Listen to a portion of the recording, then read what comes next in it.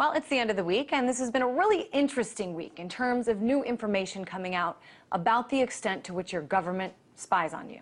We told you a few days ago about a report by Wired magazine that outlined the details of a spy center being built in a small town called Bluffdale, Utah. It's called simply the Utah Data Center, but its purpose is to intercept, analyze, and store quite a bit of the world's communications from international, foreign, and domestic networks. The article states that the NSA has turned its surveillance apparatus on the U.S. and its citizens, including the eavesdropping of domestic phone calls and the intercepting of domestic emails. And this week, there was a rare occurrence. The NSA chief actually testified in front of Congress and took questions about the NSA ability, both legally and physically, to do that, to spy on U.S. citizens. While dancing around some of the facts, General Keith Alexander, for the most part, denied that this is happening at all. But there's evidence that shows otherwise, and many people who believe otherwise. One of those people is Amy Stepanovich, a legal counsel at the Electronic Privacy Information Center. Amy, let me ask you, just to the point, do you believe that the NSA is spying on citizens in the U.S.? I do believe that the NSA is being very secretive about what it's doing. I believe that spying is probably involved, and I think that most of the information that we have ever received about the NSA has come from whistleblowers, and the whistleblowers at this point are saying that they're spying on domestic citizens. They're spying in the United States, and I think that information has to be weighed appropriately. Back in the day, a couple decades ago, some of the things that they do, and you see this in TV shows and old movies, they'd tap the phones. They'd tap the landline so they could listen in, find out where the person was or what they were saying, and they'd also sometimes be able to get warrants to actually go through the people's mail. Well, fast forward to 2012, nobody I know has a landline other than my parents. We have cell phones now, and we have the ability to buy disposable cell phones. We communicate over email. How has the NSA, to your knowledge, been dealing with sort of this change, these advancements in technology, in terms of being able to do their job? Well, the NSA, as you said, has just created this new data center. They're building this new data center in Utah. It's supposed to have unprecedented data capabilities. So they're able to take all of the electronic transmissions that are coming out of your mobile phone or your computer. Out of my mobile phone? Out of anybody's mobile phone. Wow. They have the capability. Now, the NSA is saying that they're not doing it for United States citizens unless we're communicating overseas or with foreign entities. But they'll have the ability to collect all of those communications. Now, this center in Utah isn't just a data center. They're not just collecting information. It's also a cryptography center. So they're actually looking at de-encrypting all of the data that comes out. So, for example, when you use Gmail, all your emails are encrypted by default. Google has given you this service and has allowed you to say, my communications are protected.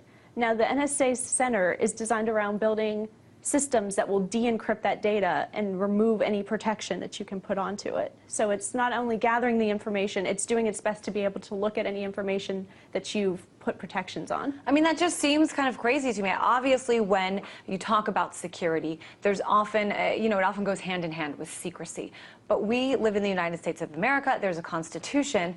And this kind of stuff, that you're talking about, is not supposed to be happening other than these, and as you said, these whistleblowers have come forth and said, in fact, it is happening. How do they justify this? Well, I don't know if the NSA has justified it other than just to deny it. And this is their modus operandi. For 5 years, Epic has been litigating against the NSA, trying to get information. We've been trying to get their cybersecurity authority that was given to them by George W. Bush. They have said no. They've said, we're not going to give you any information. We've tried to get, when Lieutenant General Alexander was actually first brought to the NSA, he testified in front of Congress. Many of his answers were kept hidden and classified. We have asked for those answers to be made public to the United States. This involves if he thinks that methods of domestic surveillance should be taking place and what those methods should be.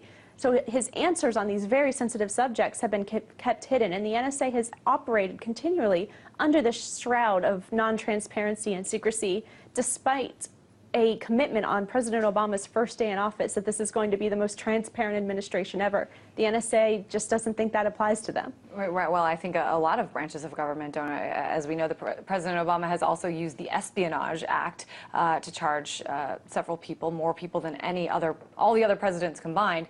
So that transparency thing hasn't exactly happened.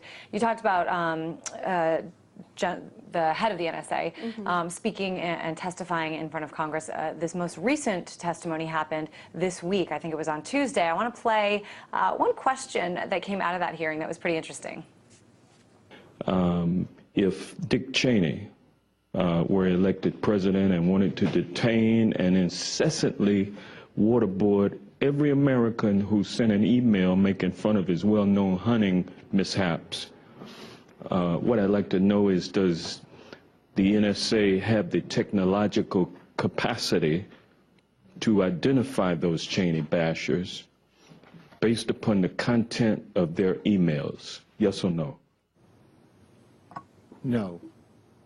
So, as you say, denial, and General Alexander goes on to explain that assuming those emails were sent within the United States, that the NSA does not have the ability to do that.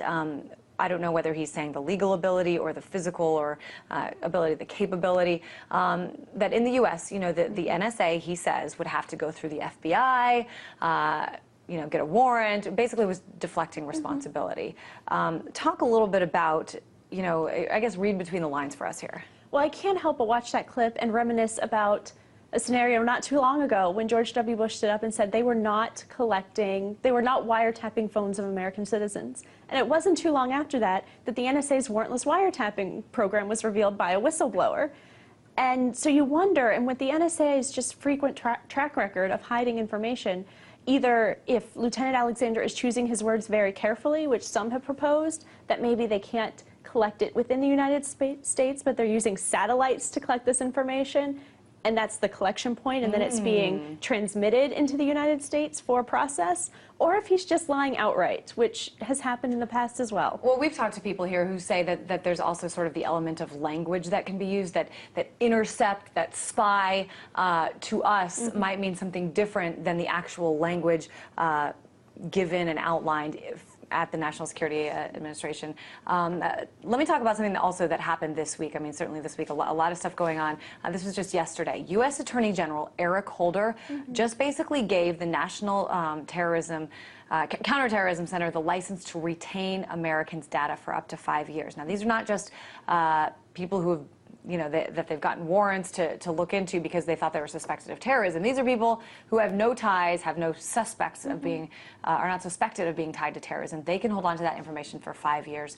What was the purpose of giving that license? Well, that license is actually supposed to make Americans feel more secure. It's supposed to gather all this information, and they think by having a bunch of information and being able to retain it and reference it, that it's making the country safer.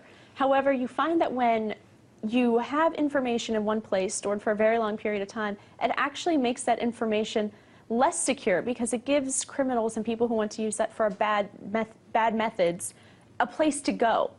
So it's actually making people less secure when it's trying to make people safer, which I think we all would agree is not a good thing. Interesting. Amy Stepanovich, a legal counsel at the Electronic Privacy Information Center. Appreciate your insight on this. There's kind of a tangled web of things to go through here when it comes to safety and security in the U.S.